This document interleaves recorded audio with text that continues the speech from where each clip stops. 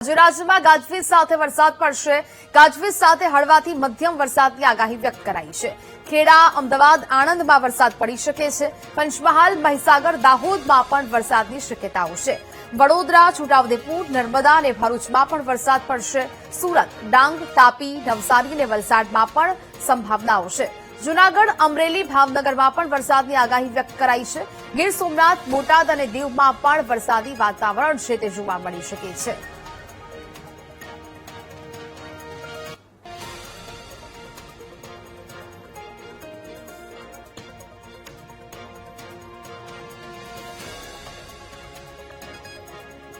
તો રાજ્યના અનેક ભાગોમાં જે વરસાદી વાતાવરણ છે તે છવાયું છે અને તેને જ કારણે હવે પ્રી મોન્સૂન એક્ટિવિટીના ભાગરૂપે અનેક જિલ્લાઓમાં વિસ્તારોમાં વરસાદી વાતાવરણ છે તે જોવા મળી રહ્યું છે. સાથે સાથે વાત કરીશું કે હવે અત્યારે કયા કયા જિલ્લાઓમાં વરસાદી વાતાવરણ જોવા મળશે અને આગામી સમયમાં કેટલા દિવસ સુધી આ વરસાદ છે તે જોવા મળવાનો છે. સત્તાવાર ચોમાસું ક્યારે આવશે? તો જે પ્રકારે અહીંયા વિંડીના માધ્યમથી આપણે સમજીશું કે વરસાદી વાતાવરણ છે તે અહીંયા ખાસ જોવા મળી રહ્યું છે. દક્ષિણ ગુજરાતના જે આખાઈ ભાગો છે ત્યાં વરસાદી વાતાવરણ જોવા મળી રહ્યું છે. ખાસ અહીંયા સુરતમાં, નવસારી છે, વલસાડ છે તે તમામ જગ્યાએ વરસાદી વાતાવરણ જોવા મળશે. ભરૂચ ખાતે પણ વરસાદ વરસવાની સંભાવનાઓ છે તે વ્યક્ત કરવામાં આવી છે.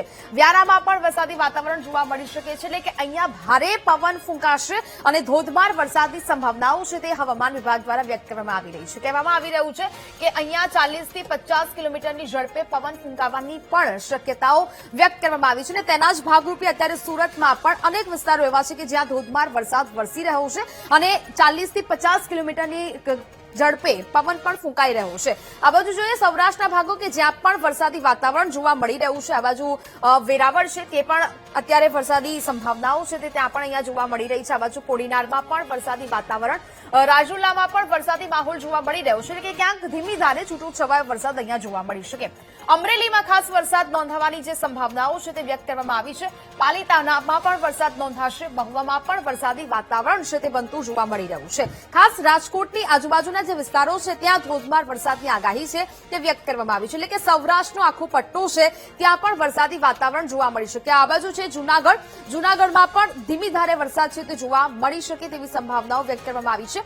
બોટાદમાં પણ હળવો અને મધ્યમ વરસાદ છે તે નોંધાઈ શકે છે. ભાવનગર ખાતે પણ વરસાદી સંભાવનાઓ છે તે વ્યક્ત કરવામાં આવી છે. એટલે કે ભાવનગરમાં પણ ભારે વરસાદ છે તે જોવા મળી શકે. આ બાજુ ભરૂચ ખાતે પણ વરસાદી વાતાવરણ જોવા મળી શકે છે. આખો દક્ષિણ ગુજરાતનો જે પટ્ટો છે ત્યાં ભારે વરસાદની આગાહી વ્યક્ત કરવામાં આવી છે. ભારે પવન ફૂંકાવાની પણ સંભાવનાઓ વ્યક્ત કરવામાં આવી છે. હવે જોઈએ હવામાન વિભાગ શું કહી રહ્યું છે કે જ્યાં હવે ધીરે ધીરે વરસાદી વાતાવરણ છે તે અહીંયા બદલાઈ રહ્યું છે. ખાસ પ્રી મોન્સૂન એક્ટિવિટીના ભાગરૂપે આ વરસાદી વાતાવરણ છે તે જોવા મળી રહ્યું છે.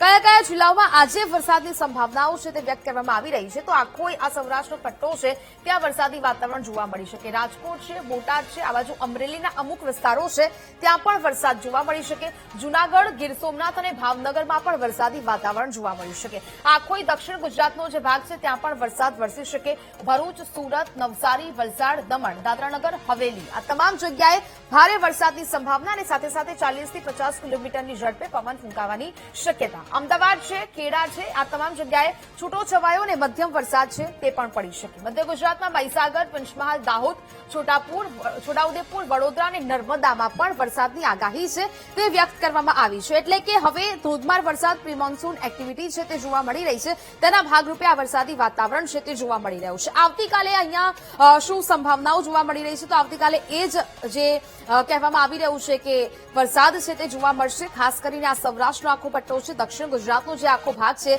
ત્યાં આ ભારે વરસાદ છે તે જોવા મળી શકે. હવે આવતીકાલે પણ રાજકોટ છે, જૂનાગઢ છે, અમરેલી છે, ગીર સોમનાથ, ભાવનગર અને બોટાદમાં વરસાદ થઈ શકે.